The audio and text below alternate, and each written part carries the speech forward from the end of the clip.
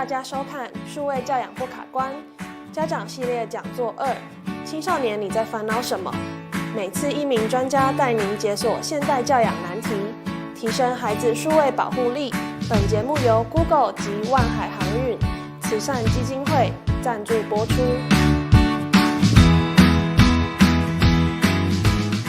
各位朋友大家晚安，我是展翅协会的石英。在上一季的讲座时，我们曾与 Google 台湾政府事务及公共政策的赖秀文 Stella 谈过了数位家庭的教养智慧，以科技协助认识及管理孩子的上网行为。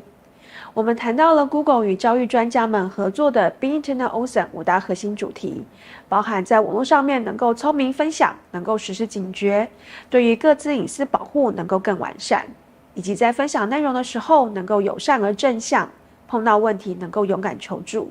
透过这5大的核心主题，我们可以陪伴孩子探索网络世界。我们也谈到了 Family Link 跟 YouTube for Kids 的工具。Stella 也分享了很多跟孩子之间互相讨论学习的经验。如果您正好错过了这一集，您可以在展翅的 YouTube 频道找到这集访谈哦。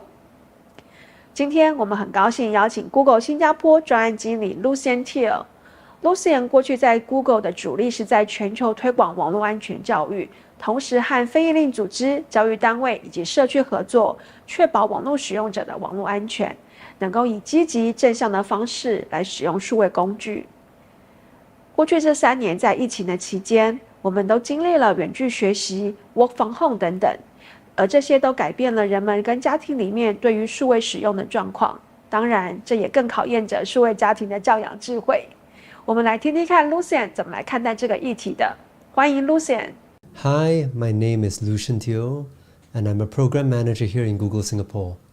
I'm a father of 3. My eldest 2 children are teenagers, while my youngest insists that he should be raised as a teenager.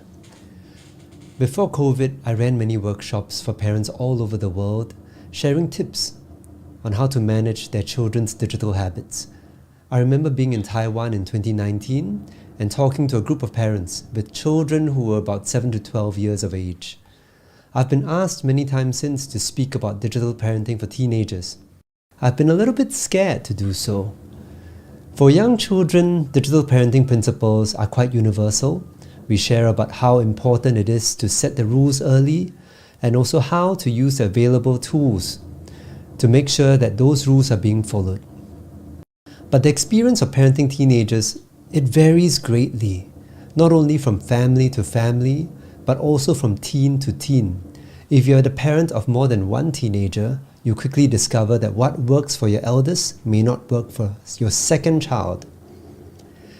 As parents, we want nothing more than to ensure that our children are safe as they use the internet. We at Google are very privileged to work with ECPAT in helping families protect children. When I was thinking about what topics to share, whether to speak about protecting internet accounts with strong passwords or teaching our teens to be careful about scams, I realized that these are topics that the teens already have heard many times. And what families need isn't more head knowledge. We need more ways to strengthen the bond between parent and teenagers. So I will confess that this is something I am still learning every single day. Some days are good, and some days are not so good, as many of you know in the parenting journey. So today I'll share very broad guidelines that I've learned from reading books and articles and sometimes speaking to the experts who have done research in these areas. But please remember that we are parenting teenagers in a very unique time. Our teens are growing up with technology that has never existed before. And with the COVID pandemic, they have not had the same opportunities to engage in face-to-face interactions, and they've spent a large portion of their teenage years depending more on online interactions, whether for their education or for their social life. So now that COVID is becoming something that we're all learning to live with, and governments everywhere are relaxing their rules, many people are expecting life to return to normal. Many parents that I spoke to during the first 2 years of COVID, they all shared that limiting screen time had become very difficult because their children were all stuck at home. It was difficult to know when the children were using the devices for school and when they were using it for entertainment. Many families decided, for the sake of sanity, to relax the rules on screen time. To be frank, we had no choice. But now, with schools coming back to normal and face-to-face meetings being allowed again, parents are faced with a very scary task of re-establishing boundaries. What is even more difficult is that our children, they're no longer children, they're now teenagers. The one thing that has never changed in all of human history is that raising teenagers is hard. When they were children, parents could sometimes command them to obey. Maybe we would incentivize them with certain rewards. But now that they're teenagers, they really have a mind of their own. And there are so many more external influences that are quickly becoming more important to them than their parents. It could be their friends, it could be an actor or singer that they idolize. As a parent, we feel that our words have lost their power. So the natural reaction for many parents is to add more words. So we start nagging them. We find that it doesn't really change their behavior, so we nag them even more. Maybe we'll annoy them enough that they do what we say, but deep down inside, we know that nothing has really changed, except us. Through all the nagging, we suddenly realize that we have become our parents. A very important principle I learned from many experts is that when it comes to parenting teenagers, it is more effective to model behavior instead of issuing commands. We need to understand that we are now bringing up adults. We are preparing them to choose habits that are good and put away habits that are bad. As our children grow to become teenagers, they become able to see through our rules and they compare what we say against what we do. When it comes to the use of digital devices, we as parents, we need to admit that many of us, myself included, don't always do what we tell our children to do. It helps to be honest with our teenagers. Rather than lead them, it might be better for us to walk beside them and let them know that we also face the same difficulties. So I thought it would be useful for us to learn how we can manage our own digital habits and digital well-being. And as we do so, we can model good behavior to our teenagers, and we can also understand that that is not easy. 我也很认同 Lucian 刚刚提到的在儿童的教养上，大致还有个普遍适用的原则。家长的管教在小孩的身上比较能够被接受，但是当家有青少年，如同我们在这2季所谈到的，在身体、心理、环境、人际、学业等诸多的因素之下，青少年的教养要更能够看到每个孩子的个别差异以及需求。我相信过程当中有蛮多家长是挫折的，而家长也的确得正视网络上面这些潜藏的伤害是真实近在我们跟孩子的眼前。那我们该怎么做呢？从以身作则做起吧，一起先从进行保护我们的数位健康以及良好的数位习惯。手机是现代人最常上网的工具了，接下来 Lucian 会和我们分享一些实用的工具以及观点，从最简单、最本质上面开始数位健康与良好数位习惯的第一步。So we start off by recognizing that our digital well-being is an important part of our overall well-being. Just as it is important to make sure we eat healthy food and get enough exercise, we also need to take steps to use technology in ways that help us, not hurt us. So whether you use an Android phone or an iPhone, you can head to settings and then to digital well-being or to screen time. What you discover here is how many hours you spend on your phone each day and which apps take up most of your time. One fun thing to do with your teenagers is for everyone to guess how much time you yourself spend on your device per day and how much time you spend on each app. And then we see who has the best guess. Many people find out that the amount of time they think they really spend is quite different from what they thought. Now that you have this information of how much time you spend for each app, it is useful to reflect on whether your habits need changing. You may realize that you spend a little too much time watching online videos and need to cut back a bit. Remember that this is only for your phone, so if you need to be honest with yourself and your family, if you spend time watching videos on your work laptop, if you want our children to learn honesty, we cannot hide these details. Trust me, they know.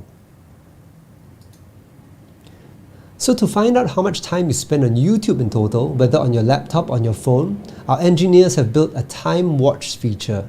In the YouTube app, if you tap on your profile picture and then tap on time watch, you'll get a breakdown of how many hours you spend on YouTube per day this week. It is also here where you can set some friendly reminders on YouTube. You can have YouTube remind you to take a break after you've watched, let's say 45 minutes or an hour. You can also have the YouTube app remind you when it is your bedtime. If you find that you need to reduce time you spend on all the other apps, most phones also allow you to set time limits on individual apps as well.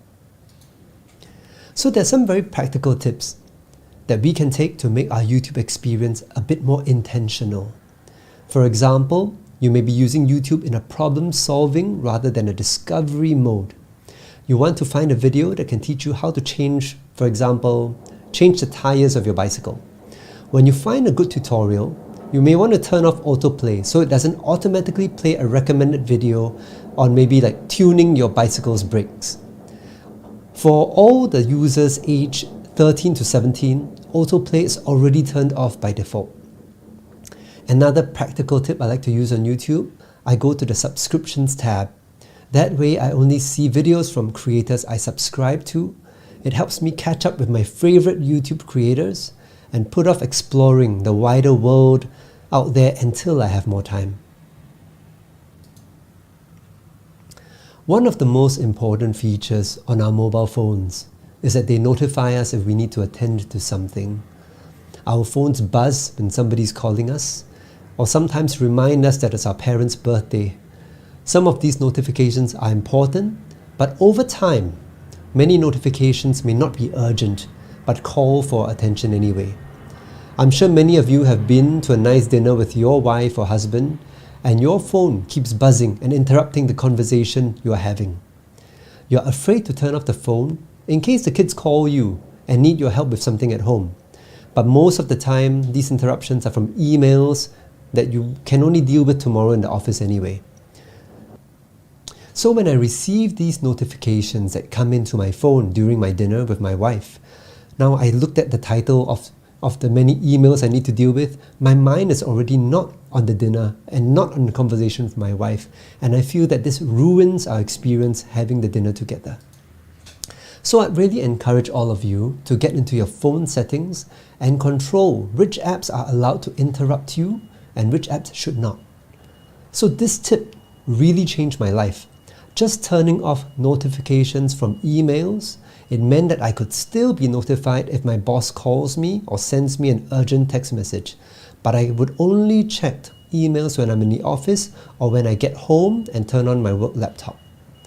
So my colleagues, they also know that if they need to reach me urgently, they should call me or text me. This is something we can also teach our teenagers, that not everything that is urgent is important. And if you really want to go into the topic, we can also teach them that the important things in life may not always seem urgent, but we need to intentionally give those things our effort and attention. There is an interesting practice that I read about. There were groups of close friends who really treasured and prioritized their dinner gatherings, and they would agree to put their mobile phones all in a stack when they gathered for dinner.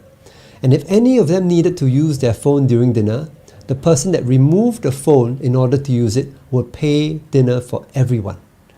So it might seem a bit drastic for some of us, but it is a good reminder that there should be things in life that is more important enough for us to put away all other distractions.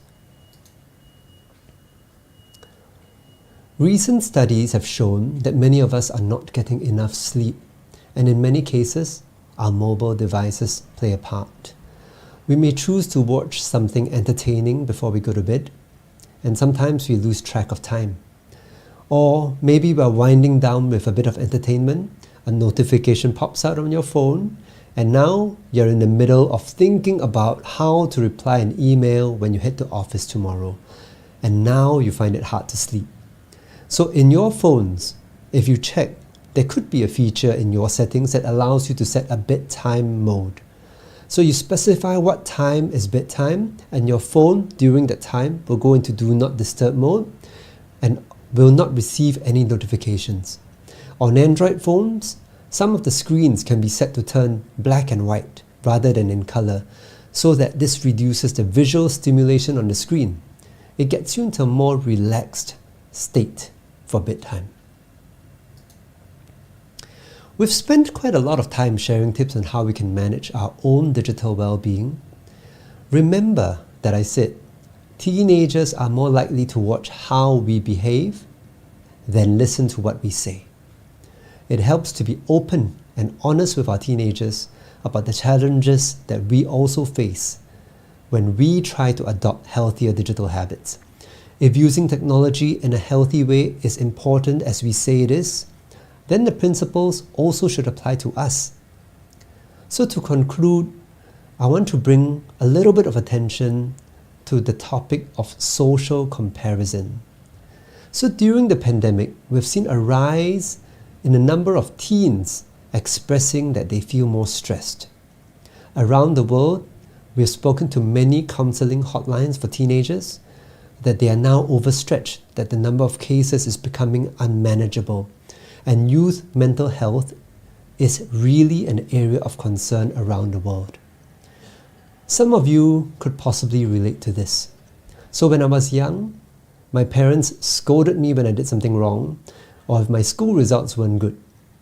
Sometimes out of frustration, they would say something like, "Why can't you be like the neighbor's son or the neighbor's daughter?" Or they would compare me to some cousin that was top of his class. Imagine growing up in a time where parents have the whole world as a neighborhood. On social media, they can see photos of their friends' children winning education awards, or some cousin living in another country winning medals at a sporting event. Growing up in an Asian family, getting our parents' approval has always been a very difficult thing. We need to be very careful what we share on social media, because this affects our children.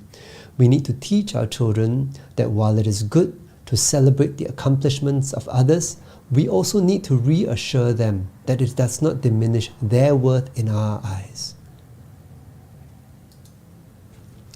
I would like to end this session by urging all parents to keep communications channels open with their children, especially during the teenage years.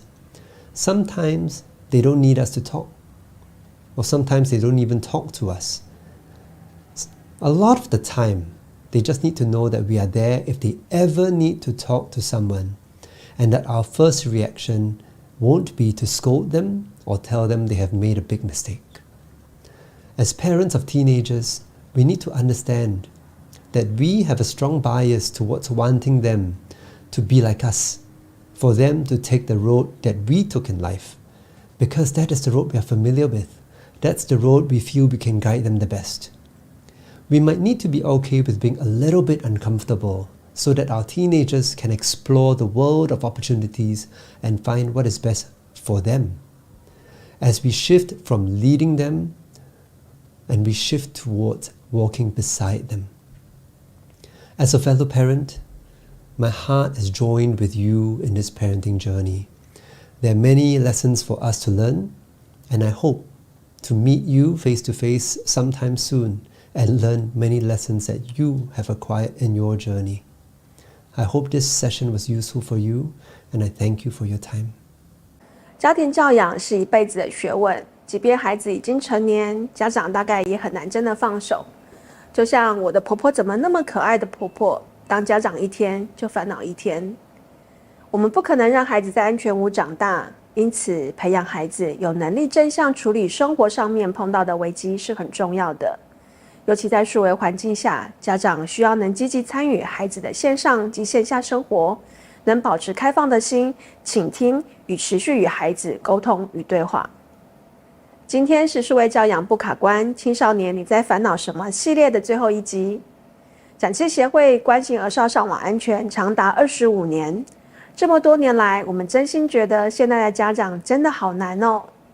数位环境资讯科技的发展速度很快，在拥抱数位的美好时，伤害与危机也越靠近我们。